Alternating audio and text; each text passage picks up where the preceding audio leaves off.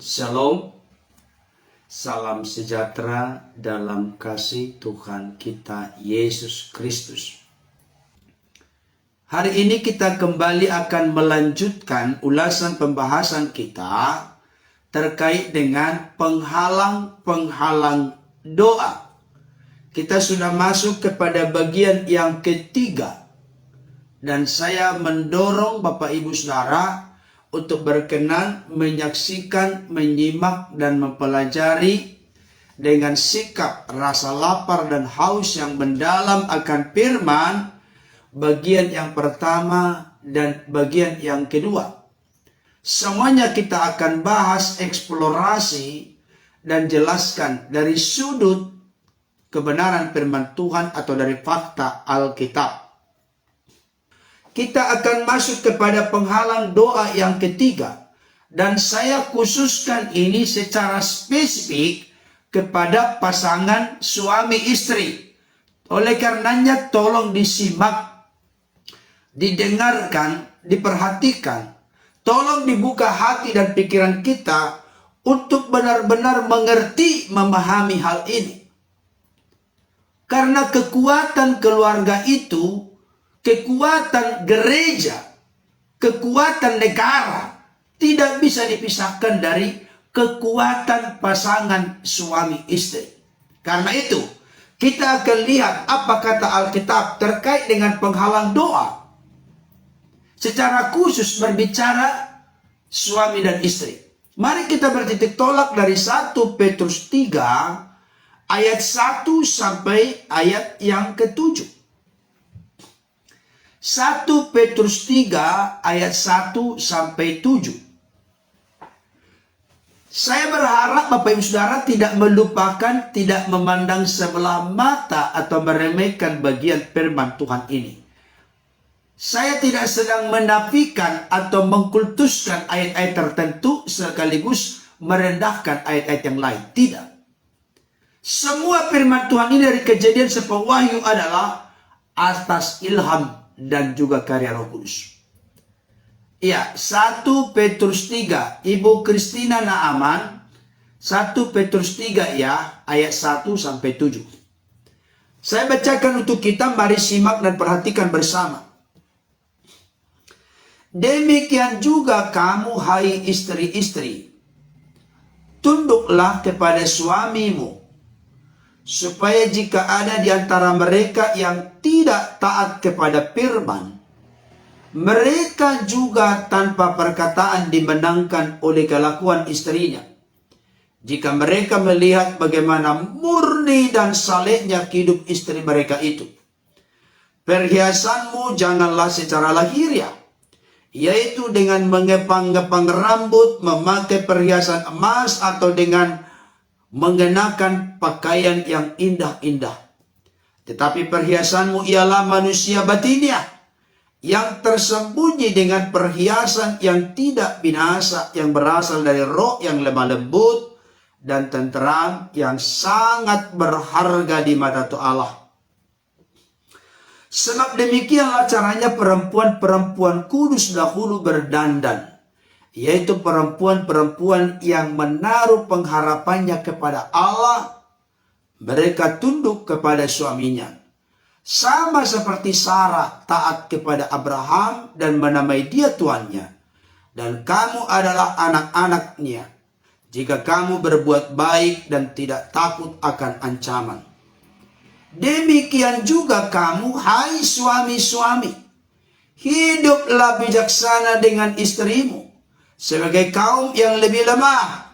Hormatilah mereka sebagai teman pewaris dari kasih karunia, yaitu kehidupan, supaya doamu jangan terhalang. Perhatikan kata supaya ini menjadi penekanan kita, supaya doamu jangan terhalang.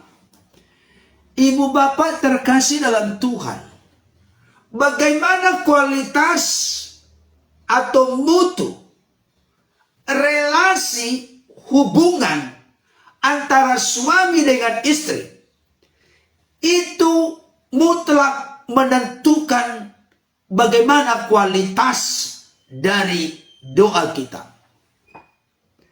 Saya ulangi kembali.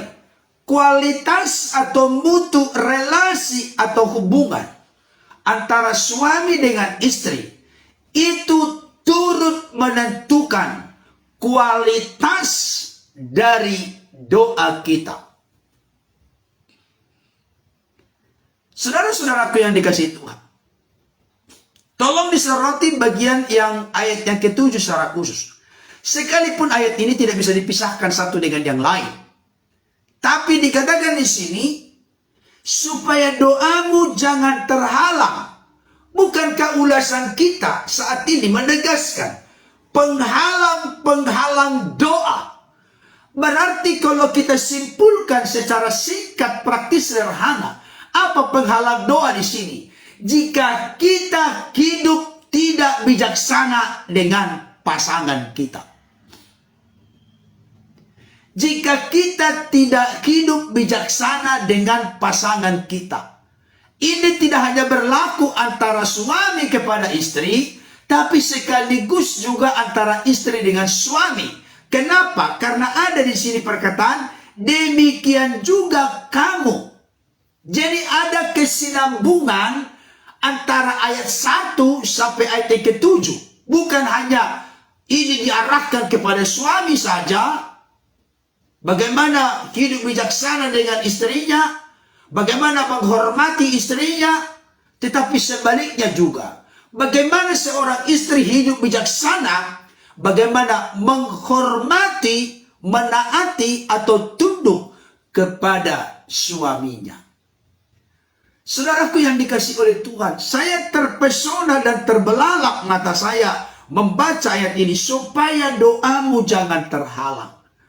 Ada banyak di antara kita begitu meremehkan bagaimana keakraban, kekompakan, kesehatian, keharmonisan antara suami dengan istri.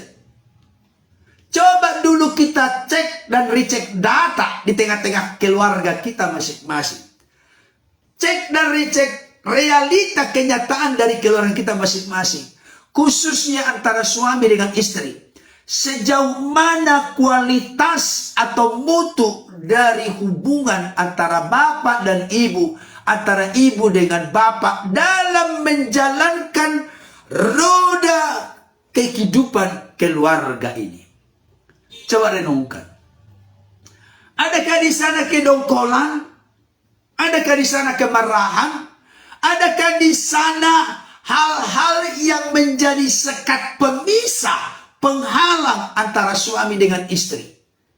Adakah di antara bapak ibu saudara yang mengalami kesukaran dan kesulitan berkomunikasi dengan pasangannya saat ini? Saya kasih tahu, itu sebabnya firman Tuhan berkata, jangan biarkan amarahmu padam sampai matahari terbenam. Artinya, satu hari itu, Bapak Ibu Saudara, ada matahari yang terbit sampai terbenam. Jangan biarkan amarahmu sampai tidak padam sampai matahari terbenam. Artinya, ada penuntasan, ada penyelesaian, ada solusi, ada saling rendah hati, ada saling mengampuni, ada saling mengasihi, ada saling melayani satu dengan yang lain. Bukan mempertahankan ego dan kebenaran masing-masing. Amin Bapak Ibu Saudara. Saya mau sampaikan yang pertama di sini dikasih kepada kita petunjuk dan resep.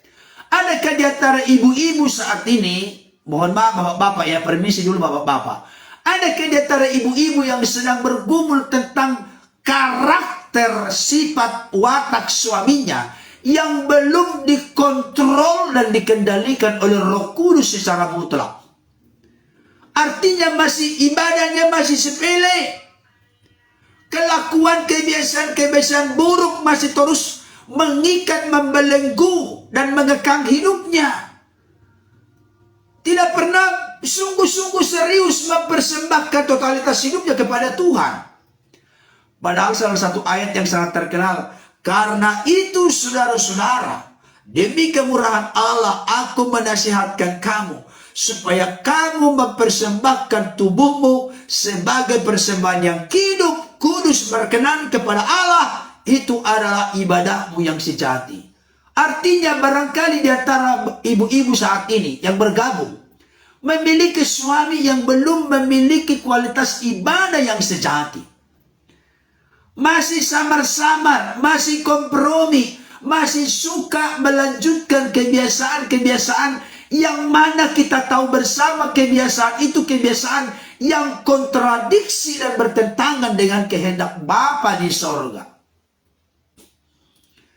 Di sini istri-istri diingatkan apa resepnya, apa rahasianya, apa kuncinya memenangkan suami yang belum berjalan dan hidup dalam kebenaran. Di sini dikatakan menangkanlah mereka bukan dengan perhiasan-perhiasan lahiriah, tapi perhiasan-perhiasan batiniah yang keluar dari roh yang lemah lembut dan hati yang tenteram. Sebab hal itulah yang berkualitas dan berharga di mata Tuhan. Saudaraku yang dikasih Tuhan, khususnya ibu-ibu, dengarkan baik ya. Bapak-bapak tolong tutup dulu kupingnya sebentar. Ibu-ibu yang saya kasihi dalam Tuhan, menangkanlah suamimu bukan dengan khotbah dari Kejadian sampai Wahyu. Jangan kutip-kutip khotbah. Bukan berarti tidak boleh kita menyampaikan kebenaran, bukan. Tapi seringkali ada kelompok ibu-ibu tertentu yang mana begitu banyak sekali berbicara menasihati suaminya. Saya kasih tahu itu bagus, tapi itu tidak efektif kalau kelakuan dari ibu-ibu belum sesuai dengan apa yang Tuhan mau. Makanya dikatakan menangkanlah suamimu dengan karakter batinnya, di mana kita sendiri dulu sudah terlebih dahulu benar-benar hidup tegak dalam kebenaran. Bapak Ibu Saudara, khususnya ibu-ibu juga ini, saya ulangi kembali, menangkanlah suamimu bukan dengan perkataan, tetapi dengan kelakuan, dengan kehidupan batinnya yang sangat berharga di mata Tuhan. Dan ini sangat sinkron dengan apa yang ditegur oleh Yesus kepada ahli Taurat orang-orang Farisi. Ahli Taurat orang-orang Farisi ditegur oleh Yesus di dalam Matius pasal 23. Celakalah engkau hai ahli-ahli Taurat dan orang-orang Farisi. Diulang-ulangi lebih dari 10 kali. Celakalah engkau hai ahli Taurat orang Farisi. Karena apa? Karena ahli Taurat orang Farisi pintar menjabarkan, pintar mengajarkan, pintar menjelaskan, tapi hidup mereka tidak sesuai dengan apa yang mereka ajarkan. Ini berlaku kepada suami dan istri, berlaku kepada pendeta, pastor, penatua, gembala. Kalau kita hanya pintar bicara, tapi kelakuan kita tidak sesuai dengan apa yang kita bicarakan, apa yang kita ajarkan, itu nonsens. Saya ini orang Batak. Di kampung saya ada satu istilah yang sangat luar biasa. Gumogodo takuang ni manuk na mati daripada manuk na mangulu. Orang Batak yang ada di sini pasti tahu itu artinya. Kalau nggak tahu kebangatan. Saya ulangi kembali. Unggogodo takuang ni manuk na mati daripada manuk na mangulu. Supaya nanti Ibu Jacqueline dan Bapak Sinyolopati, teman-teman yang lain, Ibu Nina Sisi, Ibu Maya Takaria Lewol, nanti jangan marah kepada saya. Saya artikan, lebih kencang, lebih kuat kukuruyuk ayam yang mati daripada ayam yang hidup. Pak Pendeta, kok ayam yang mati masih bisa berkokok kukuruyuk? Pengertiannya mendalam Bapak Ibu Saudara. Apa artinya? Saya sudah pernah kasih contoh ini. Kurang lebih tahun 2000-an saya pulang ke kampung halaman. Sampai di sana ada paman orang Batak panggil itu dengan tulang. Ketika dia tahu saya bereknya pulang ke kampung, maka dia pun mengundang saya ke rumahnya. Sampai di rumahnya ternyata beliau memotong ayam jago yang besar. Disuguhkan untuk kami makan dan nikmati karena saya bereknya, orang Batak panggil bereknya, dikasih makan oleh tulang atau paman saya. Ada laki-laki dari mama saya. Itu paman atau tulang orang Batak. Apa yang terjadi Bapak Ibu Saudara? Setelah sudah selesai saya di kampung halaman, saya kembali ke Jabodetabek. Jakarta, Bogor, Depok, Tangerang, Bekasi. Karena kita ada di wilayah itu. Sampai di Jabodetabek, saya cerita, waduh, tulang paman saya baik sekali. Baik sekali dia. Karena apa? Karena dia memotong ayam jago yang besar dan kami diundang makan ke rumahnya. Ayamnya sampai, cerita ayam sampai ke Jakarta. Bayangkan. Sampai ke Jakarta kan? Kan ayam yang sama itu sampai ke Jakarta. Tapi kalau ayam yang hidup paling kuat 1 kilometer suaranya. Kukuruyuku gitu 1 kilometer. Tapi karena perbuatan dari paman atau tulang saya ini, dia lakukan kepada saya. Maka cerita dari ayam itu sampai menyeberang Bakauheni, Merak sampai ke Jakarta. Saudara-saudaraku yang dikasihi Tuhan, saya mau sampaikan saat ini kepada ibu-ibu. Barangkali ada di antara ibu-ibu di sini menangis memperjuangkan bagaimana karakter sifat watak suamiku supaya berubah menjadi serupa seperti Kristus, diperbaharui dari sehari ke sehari.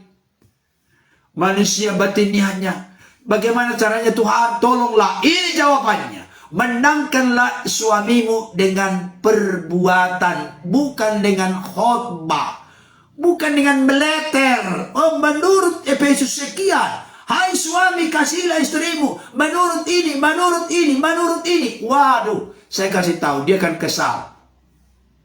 Suami seringkali jadi kesal demikian. Tapi kalau suami melihat ada kelakuan istri, waduh, saya sudah pemabuk, saya sudah main judi, tapi saya pulang di tengah-tengah mabuk, dia masih tetap memberikan kepada saya, dibukakan pintu, dilap lagi karena di sepanjang jalan jatuh karena mabuk, dilap lagi dengan air hangat, udah dibuka lagi kaos kakinya. Memang ini susah Pak Pendeta, saya diperbudak. Jangan katakan demikian, lakukan bagianmu. Karena kita tahu Allah turut bekerja dalam segala perkara mendatangkan kebaikan. Ketika kita lakukan bagian kita, jangan ukur-ukur, jangan takar-takar, jangan batas-batasi. Lakukan bagian kita dengan segenap hati, dengan segera, dengan sesuai dengan apa yang Tuhan mau. Maka Tuhan akan bertindak dan berurusan. Saudara yang dikasihi Tuhan, saya kasih contoh terkait dengan hal ini. Saya sangat terharu mendengarkan sebuah cerita. Disampaikan, disaksikan oleh seorang hamba Tuhan. Bagaimana seorang bapak itu pemabuk, perokok, bermain judi, main perempuan. Dan itu semua diketahui oleh istrinya. Bayangkan, tolong dengarkan cerita ini. Supaya ibu-ibu di sini kuat. Dan sebenarnya ini berlaku timbal balik. Tapi karena kebetulan bapak-bapak di sini yang memang tidak sesuai hidupnya dengan firman Tuhan, saya ceritakan dulu, ini perlu untuk membawa kekuatan kepada kita. Bapak ini, suami ini, pemabuk, ya kan, karena dia peminum, penjudi, main perempuan, perokok, aduh, sudah jatuh di timpa tangga, jatuh ke kotoran lagi. Bayangkan kira-kira demikian definisinya. Saudara yang dikasihi Tuhan. Tapi apa yang terjadi? Ibu ini, istrinya, yang pertama dia lakukan, tidak pernah lupa mendoakan sang suami yang dicintai dan dikasihinya. Ibu-ibu tolong jangan bilang dulu, abasi Pak Pendeta. Jangan. Dengarkan dulu baik-baik ini. Dia doakan suaminya, Tuhan tolong, jamah Tuhan, bukakan mata hati, mata rohani dari suamiku. supaya dia sadar akan segala kelakuannya dan dia bertobat berbalik kepada Engkau Tuhan. Tolong. Dia menangisi terus itu, menangisi suaminya. Tapi apa yang terjadi? Ketika dia pulang, saudaraku, karena sudah kebiasaan begitu, istrinya kadang tidak lagi mengunci pintu. Karena tidak tahu jam berapa pulangnya. Setelah pulang, saudara, karena dia tidak ingat bahwa pintu tidak dikunci karena sudah mabuk. Buka dulu Mama Siano, buka pintunya. Ada sambil mabuk dia. Buka gitu. Digedor-gedor terus, padahal pintu terbuka. Udah. Karena sudah ribut begitu digedor-gedor, akhirnya istrinya bangun. Setelah dia bangun, saudaraku, dia papa suaminya masuk.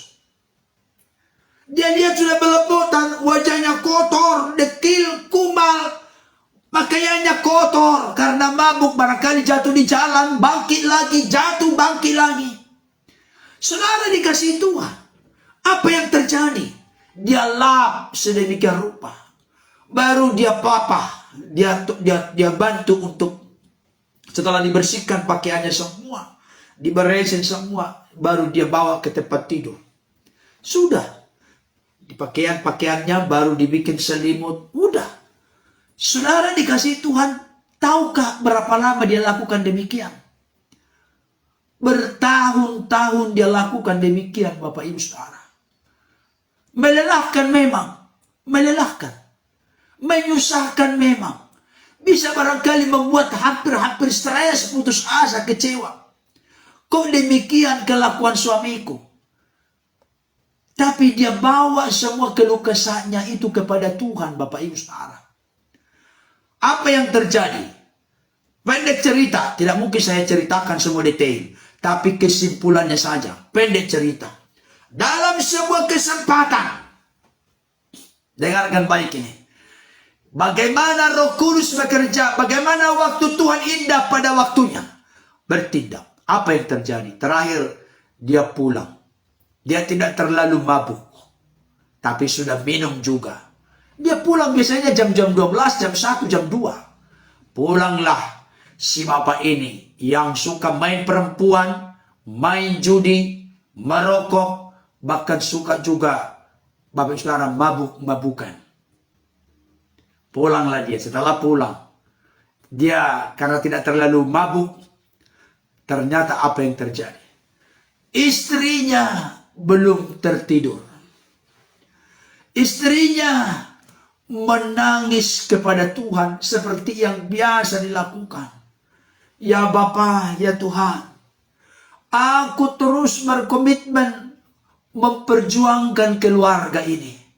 Karena ketika kami ada di altar-Mu, ketika pemberkatan nikah, tidak ada yang bisa memisahkan kecuali maut atau kematian yang memisahkan. Dia berkata demikian di dalam doanya. Tiba-tiba suaminya ini, Bapak Ibu Saudara, diam-diam karena pintu tidak dikunci, dia masuk. Dia lihat istrinya, sudah jam 1 mau jam 2. Ternyata dia masih mencucurkan banyak air mata, mendoakan khusus suaminya. Karena suaminya penasaran apa saja isi dari doa istri saya ini. Maka dia duduk pelan-pelan di sampingnya tanpa diketahui oleh istrinya. Semua dia tumpahkan isi hatinya. Tuhan, tolong jamalah suamiku. Aku sangat mencintai dan mengasihi dia. Tidak ada yang bisa memisahkan aku dengan dia kecuali maut. Tolonglah jamah, celikan Tuhan mata hati, mata rohaninya. Supaya dia menyadari berbagai kekurangan, kelemahan yang sedang dia hidupi. Di mana dia bergelimangan di dalam dosa. Tolonglah Tuhan. Tolong bela Tuhan. Tolong bela keluargaku. Kami mau tetap bersama sampai maut memisahkan. Saudara yang dikasihi Tuhan, apa yang terjadi? Dengarkan baik Bapak Ibu Saudara. Ibu-ibu dengarkan baik. Apa yang terjadi? Roh Kudus bekerja sehingga meluluhlantahkan keegoan, kesombongan, keangkuhan sang suami ini.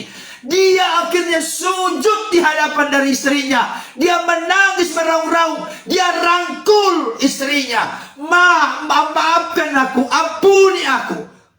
Maafkan aku, oh Tuhan, maafkan aku. Dia menangis kepada Tuhan. Menangis kepada Tuhan. Terima kasih Tuhan. Engkau memberikan istri yang sangat dahsyat, sangat luar biasa, tulus mencintai, mengasihiku. Sekalipun aku becat, kotor, najis, jahat, tapi istriku tetap mendoakan aku, tetap memperjuangkan bagaimana kelangsungan keluarga ini sampai maut memisahkan. Saudara dikasih Tuhan, sejak saat itu dia bertobat sungguh-sungguh, serahkan hidup kepada Tuhan. Dia tinggalkan dan tanggalkan kehidupan yang lama. Barang siapa ada dalam Kristus, ia adalah ciptaan baru. Yang lama sudah berlalu, sesungguhnya yang baru sudah datang. Akhirnya suami ini menjadi suami yang sangat-sangat tulus mencintai, mengasihi istrinya. Suaminya ini akhirnya dia menjadi pelayan di dalam rumah Tuhan. Luar biasa sekali. Tapi memang itu yang saya sampaikan. Ketika kita siap membayar harga yang besar, maka kita akan mendapatkan hal yang besar dari Tuhan. Amin Bapak Ibu Saudara. Ada di sini menuliskan, dulu suami saya begitu Pak Pendeta, puji Tuhan, saya selalu mendoakan. Aduh, amin, puji Tuhan. Saudara dikasih Tuhan, ibu-ibu, menangkanlah suamimu dengan perbuatan, dengan kehidupan batinnya, hati yang lemah lembut, bukan dengan ocehan. Kalau ibu-ibu sudah ngoceh, sudah ngomong, orang Batak bilang remeng, kepada suami gak berubah. Berubah haluanlah sekarang. Tuhan, jadikan aku contoh dan teladan di tengah-tengah keluarga ini. Melalui perkataanku, melalui perbuatanku, sehingga suamiku melihat. Wow, luar biasa. Jangan seperti sekarang ini, karena instan-instan semua. Ya sudahlah, diperhatikan firman dengan cara yang salah. Yang lama sudah berlalu. Aduh, mohon maaf ya, si Anu, dia ngomong kepada suaminya, mohon maaf ya, masih banyak yang antri yang suka sama saya. Udah, kamu saya ganti. Jangan. Kalau usaha itu boleh buka cabang, tapi kalau pernikahan jangan buka cabang. Tetapi sekalipun di masa lalu kita punya pernikahan yang tidak benar, perjuangkanlah sekarang, dan ini yang terakhir. Jangan diulang-ulangi. Karena Tuhan Maha Pengampun, Tuhan siap untuk mengubah hidup kita. Komitmenlah sampai maut memisahkan, sehingga hidupmu menjadi hidup yang berguna, bermanfaat, serta sesuai dengan apa yang Tuhan rancang dalam hidup masing-masing.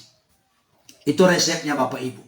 Nah, sekarang begini, Bapak Ibu Saudara, ada banyak suami-suami menganggap perempuan itu sebagai kaum yang tidak ada apa-apanya.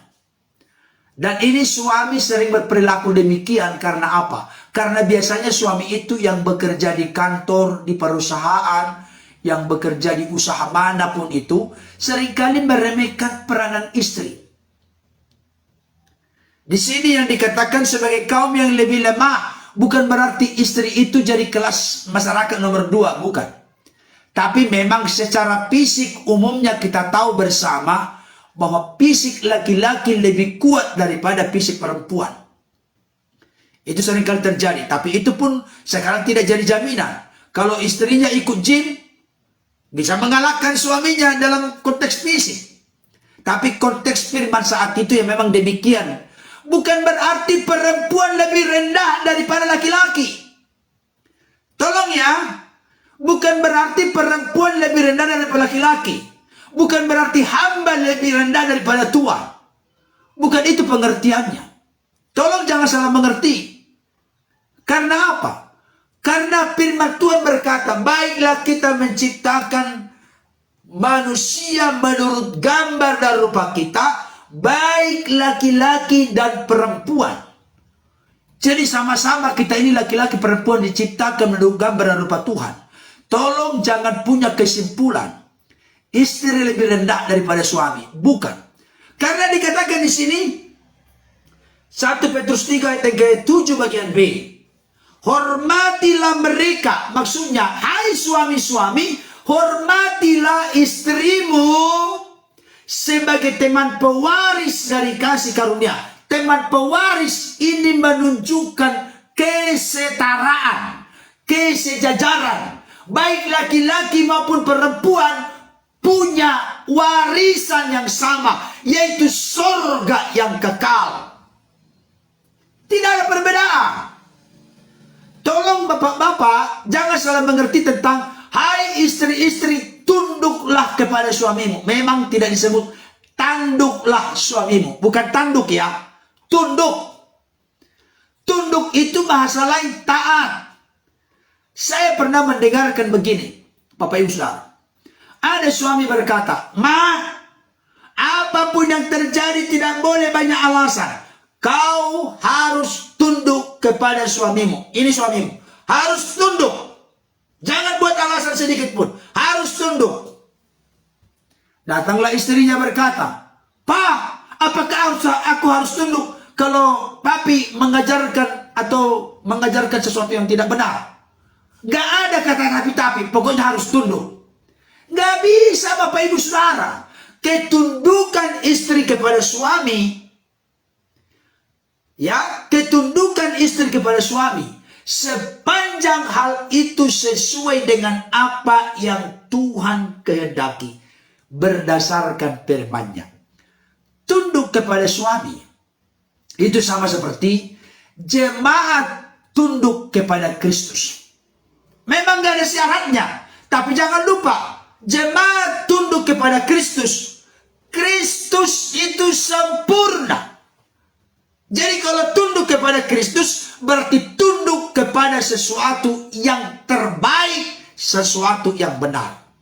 Pertanyaan saya, kalau istri tunduk kepada suami sama seperti jemaat tunduk kepada Kristus, apakah suami sudah mirip seperti Kristus? Kalau sudah mirip, tunduklah. Dan saya yakin ibu-ibu semua rela tunduk dan taat dengar-dengaran kepada suaminya, karena suaminya sudah mirip Kristus. Amin. Hai istri-istri, hai suami-suami, kasihilah istrimu.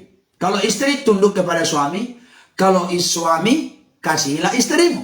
Sekarang bagaimana suami mengasihi istri? Sama seperti Kristus mengasihi jemaat dan menyerahkan nyawanya untuk jemaat.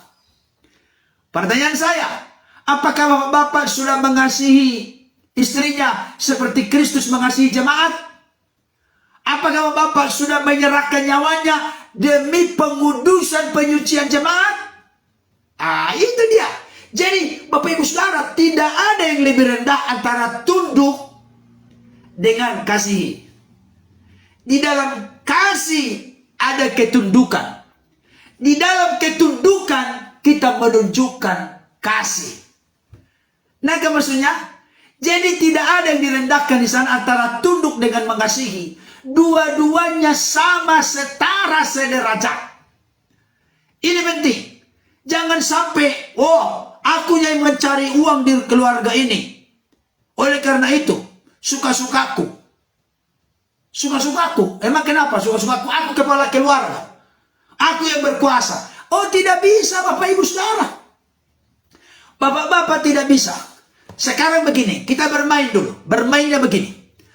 Tolong bapak-bapak gantian di rumah. Menggantikan ibu mengerjakan semua pekerjaan keluarga. Dan ibu yang ke kantor, permisi dulu ke pimpinannya. Ibu yang ke kantor, bapak yang di rumah. Saya mau lihat, mana yang lebih susah, mana yang lebih capek, mana yang lebih lelah. Coba kita bertaruh sekarang. Haleluya. Mana yang lebih berat? Tolong kita bapak-bapak ini jangan melecehkan, meremehkan pengorbanan istri kita. Dia mempertaruhkan nyawa melahirkan anak. Apalagi orang Batak. Yang melahirkan itu adalah ibu, bukan bapak. Tapi marganya marga suami. Bayangkan. Saya ini, Nababan. Istri saya baru gulto. Ada 3 anak yang dilahirkan. Satu pun dari 3 anak itu tidak ada yang marga gulto. Tapi marga Nababan. Padahal yang mempertaruhkan nyawa, yang mengeluarkan banyak darah ketika melahirkan adalah istri. Bapak-bapak mau berani nggak? Coba dulu kira-kira bayangkan, renungkan. Bahkan mencuci, mengepel, menyapu rumah, menyetrika, memasak, mencuci piring. Waduh, coba bapak-bapak kerjakan dulu itu semua. Ini perlu supaya kita sadar, jangan pernah kita memandang rendah pasangan kita. Karena mereka itu lebih berat sebenarnya. Makanya firman Tuhan berkata, tidak baik manusia itu hidup seorang diri saja. Aku akan menjadikan seorang penolong yang sepadan dengan dia. Penolong. Saya mau tanya bapak-bapak, tolong dijawab dengan jujur. Mana lebih kuat, yang ditolong atau yang menolong? Dan jangan lupa, Allah kita disebut penolong. Berarti istri kita ini bukan berarti jadi Allah. Meniru sang pencipta sebagai penolong. Penolong itu berarti dia lebih kuat daripada yang ditolong. Makanya perlu ditolong. Kita harus sadar ini bapak-bapak. Supaya tingkat penghargaan kita, tingkat kasih kita kepada istri kita itu jangan setengah-setengah. Oh, aku yang menghasilkan duit. Kalau bukan karena aku, sudah roboh ini keluarga. Jangan. Jangan. Sebagian dari berkat kita itu karena doa dan tangisan air mata dari istri kita. Demikian sebaliknya, ibu-ibu, kalau engkau lebih berprestasi, lebih banyak gajimu dari suamimu, jangan pakai itu untuk menjengkal, menghina, merendahkan suamimu. Tolong bapak, ibu-ibu, tolong. Kita ini adalah tim. Suami itu hanya koordinator. Ibarat sebuah kapal, tidak mungkin kapal itu akan melaju dengan sehat kalau ada dua kemudi. Kemudi di sana, kemudi di sana. Gak bisa jalan. Jadi dalam sebuah kapal, suami itu adalah nakoda. Nakoda yang mengemudikan. Tidak boleh ada dua nakoda. Kalau dua nanti nakoda di ujung kapal, bagian kapal yang sana, di timur, satu di ujung bagian barat, nggak bakalan sampai tarik-tarikan nanti. Nggak kemana-mana. Tapi biarlah satu nakoda, satu koordinator, satu kepala, dan semua yang lain mensupport, mendukung, saling melengkapi satu dengan yang lain. Maka laju dari perahu kehidupan dari keluarga itu akan berjalan dengan baik. Itu sebabnya saya kaitkan sekarang dengan tema kita. Penghalang doa. Hidup tidak bijaksana dengan pasangan. Oleh karena itu, jangan lecehkan suamimu. Jangan lecehkan istrimu. Jangan anggap rendah suamimu. Jangan anggap rendah suamimu. Mari sadari bersama. Kita sama-sama pewaris kerajaan Allah. Hidup yang kekal. Oleh karena itu kita setara. Mari kita saling mencintai, saling mengasihi. Jangan ada yang merusak persekutuan yang indah, harmonis, dekat, akrab antara suami dengan istri. Rapatkan barisan. Jangan biarkan renggang. Jangan biarkan bertolak belakang ketika tidur. Satu ke timur, satu ke barat. Masih satu kamar. Yang kedua paling berbahaya, sudah mulai pisah kamar. Yang ketiga, sudah mulai pisah rumah. Yang keempat, lama-kelamaan nanti jadi menanglah kuntilanak. Jadi menanglah nanti kuasa-kuasa, suara-suara lain. Jangan, rapatkan barisan. Bangun kekompakan. Hargai pasangan. Karena dengan menghargai pasangan, hidup harmonis, hidup unity, ada kesatuan, kekompakan, kesehatan. Maka hal itu membuat doa-doa kita menjadi doa yang manjur, doa yang mujarab, doa orang benar. Bila dengan yakin didoakan, sangat besar kuasanya. Mari, ibu-ibu, bapak-bapak yang saya kasihi dalam Tuhan, saya mau sampaikan, kalau ada hal yang tidak beres antara engkau dengan suamimu, antara engkau dengan istrimu. Mari sadarilah, papi, mami, firman Tuhan ternyata menegaskan pada saat ini. Dan saya sudah terbuka hati dan pikiran saya.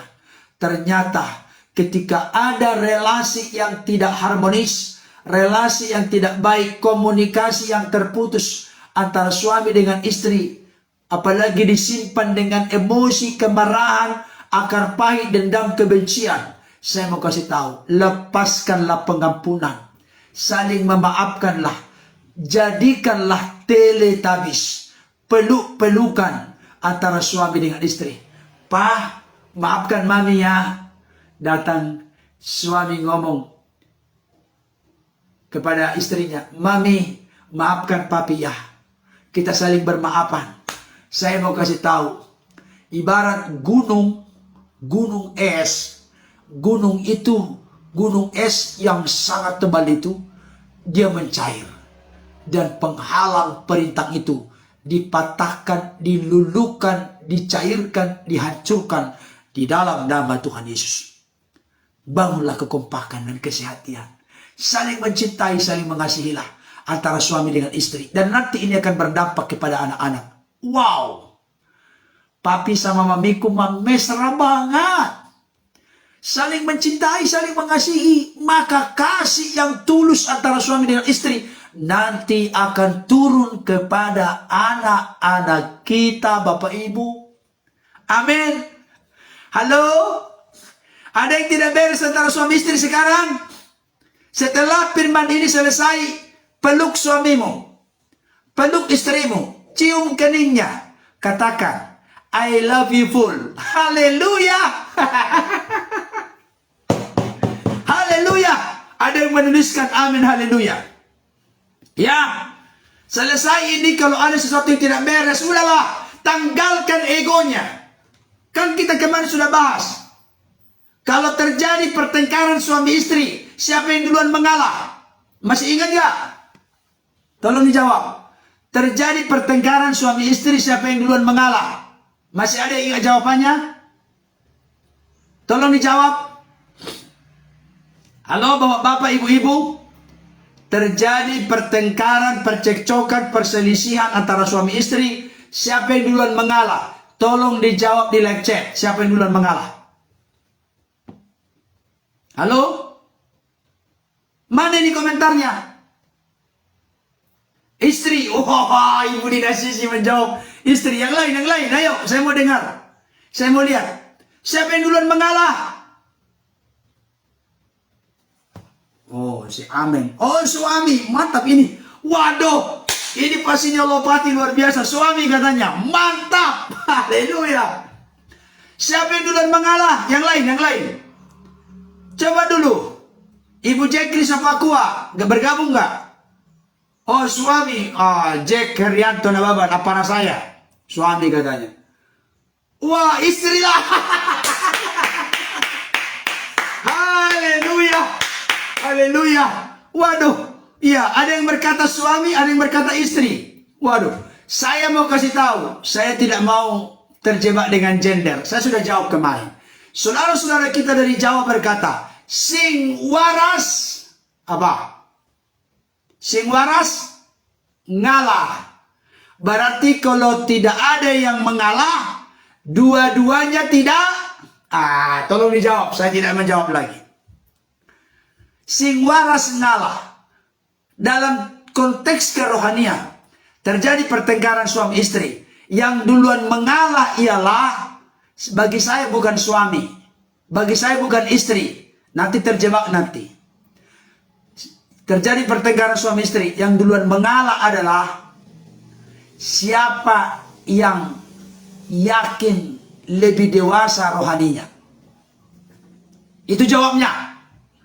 Siapa yang lebih dewasa rohaninya, pasti dia mengalah. Karena kalau orang mengalah, bukan berarti kalah, tapi karena memang dia tahu dengan mengalah salah satu resep untuk memulihkan relasi atau hubungan yang retak. Mengalah itu ciri orang yang rendah hati. mengalah untuk memenangkan pertempuran, memenangkan perlombaan pertandingan perjuangan iman adalah langkah yang sangat bijak. Kalau kita ngotot-ngototan merasa diri paling benar, suami merasa paling benar, istri merasa paling benar, saya kasih tahu, sampai kapanpun hal itu akan semakin membuat renggang suami dengan istri, dan akan semakin membuat doa-doa kita menjadi doa yang basa-basi, tidak ada gunanya. Setuju? Setuju Bapak Ibu Saudara. Oleh karena itu, apa penghalang doa yang ketiga? Penghalang doa yang ketiga adalah, tolong dicatat, hidup tidak bijaksana dengan pasangan. Kalau tidak bijaksana, itu penghalang doa. Tapi kalau kita hidup bijaksana dengan pasangan, menghargai, mengasihi pasangan, tunduk dan mengasihi pasangan, itu akan membuat hubungan kita jadi baik. Tolong jangan berkata kepada saya siapkan tadi ayatnya, ya lupa saya membacakan. Ada orang berkata, Pak Pendeta, saya tidak mau tahu relasi dengan sesama. Yang penting hubunganku baik dan benar dengan Tuhan. Saya tidak peduli dengan relasi dengan sesama, termasuk dengan istri, dengan suami. Yang penting hubunganku itu akrab, intim, karib dengan Tuhan. Saya kasih tahu, itu adalah konsep pengertian pemahaman yang salah total. Kenapa? Saya bacakan untuk kita dulu. Sebelum selesai. 1 Yohanes 4 ayat 19 ayat 20 sampai 21. 1 Yohanes 4 ayat 20 sampai 21. Dikatakan begini, jikalau seorang berkata, saya ulangi kembali, 1 Yohanes 4 ayat 20 sampai 21. Jikalau seorang berkata, aku mengasihi Allah, dan ia membenci saudaranya, maka ia adalah pendusta. Karena barang siapa tidak mengasihi saudaranya yang dilihatnya, tidak mungkin mengasihi Allah yang tidak dilihatnya. Dan perintah ini kita terima dari Dia, barang siapa mengasihi Allah, ia harus juga mengasihi saudaranya. Saudara, di sini bisa memang keponakan, tetapi yang lebih dekat daripada keponakan adalah istri. Kalau Bapak Ibu Saudara berkata, aku mengasihi Tuhan dengan segenap hati, jiwa, akal, budi, kekuatan, tetapi ada yang tidak beres dengan pasangan kita, dengan suami kita, dengan istri kita, dengan saudara kita, maka dikatakan secara jelas kita adalah pendusta. Pendusta itu berarti pembohong. Banyak orang Kristen masuk dalam kategori pendusta dan pembohong. Karena apa? Karena dia berkata dia mengasihi Tuhan, hubungannya benar dengan Tuhan, hubungannya karib dengan Tuhan, tetapi hancur-hancuran dengan sesama. Tidak mungkin kita berkata mengasihi Tuhan yang roh adanya, tidak terlihat. Padahal kita membenci saudara kita, orang-orang terdekat kita yang kita bisa lihat. Maka kesimpulannya apa? Relasi yang benar dengan Tuhan akan menghasilkan dampak relasi yang benar kepada sesama. Amin. Ulangi kembali. Relasi yang benar dengan Tuhan akan melahirkan, memunculkan relasi yang benar dengan sesama. Adalah nonsen, omong kosong kita berkata kita punya relasi benar dengan Tuhan, tapi kita menyimpan akar pahit, dendam, kebencian, kemarahan kepada sesama kita. Karena itu, jangan biarkan sampai matahari terbenam.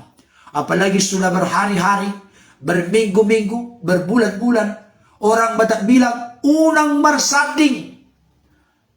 Jangan bermusuhan, jangan menyimpan dendam. Putus komunikasi, jangan. Mari, jadilah silaturahmi. Jangan biarkan putus komunikasi, tetapi jadilah silaturahmi satu dengan yang lain. Apa penghalang doa yang ketiga? Hidup tidak bijaksana dengan pasangan. Kata tidak bijaksana ini banyak sekali. Luas. Tidak mengasihi, tidak taat, tidak tunduk, tidak menghargai, memandang rendah, dan seterusnya. Mari Rapatkan barisan suami istri. Ya, setelah selesai khotbah ini, jangan sungkan, apalagi orang Batak itu. Orang Batak itu sukar sekali mesra.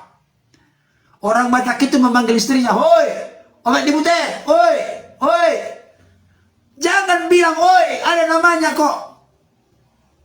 Saya lagi belajar di situ, bapak-bapak, ibu-ibu. Saya berkaca dan bercermin untuk memanggil mamiku sayang kepada istri. Orang Batak paling sukar ini. Saya tidak tahu Pak Sinyalopati dari Maluku sukar nggak? Mamiku sayang ngomong kepada istrinya. Tahu nggak ketika kita ngomong kepada istri kita mamiku sayang, berbinar-binar dia. Senang dia, bangga dia. Tapi kadang-kala istri juga nggak tahu diri. Kita sudah berjuang, tapi istri ngomong, "Naho na aho," katanya. "Neisong kopi begwao," katanya. Orang Batak bilang begitu. Bahasa Indonesianya, "Kamu kena apa? Kok kamu tiba-tiba begitu, kaget aja?" Jangan diam-diam aja, diam-diam. Ketika suami sudah mulai mempraktikkan, istri berdoa dalam hati, "Tuhan, teruskan, lanjutkan," begitu. Jangan justru dikata-katain, nanti jadi malu, dia nggak jadi lagi dia ngomong. Ya, selesai khotbah ini, dekati suaminya, dekati istrinya, "Mamiku sayang." Demikian juga suami, dekati istrinya, demikian juga istri, dekati suaminya, "Papiku sayang." Peluk-pelukanlah Teletubbies, jangan kalah dengan Teletubbies. Saling merangkulan, saling memaafkan, saling mengasihi. Percayalah, doa kita tidak akan terhalang. Doa kita menjadi doa yang dikenal oleh Tuhan. Kiranya firman ini menjadi berkat bagi kita. Tuhan Yesus menolong kita untuk terus hidup dalam kebenaran. Nantikan penghalang doa yang keempat besok. Siapkan pulpen dan bukunya. Tolong ini di-share. Saya tahu ini banyak bermasalah dalam kehidupan orang Kristen. Saya tahu ini praktis. Tapi sekalipun praktis, kita perlu diingatkan, disadarkan, supaya kembali menyelaraskan hidup kita sesuai dengan firman. Baik, terima kasih bagi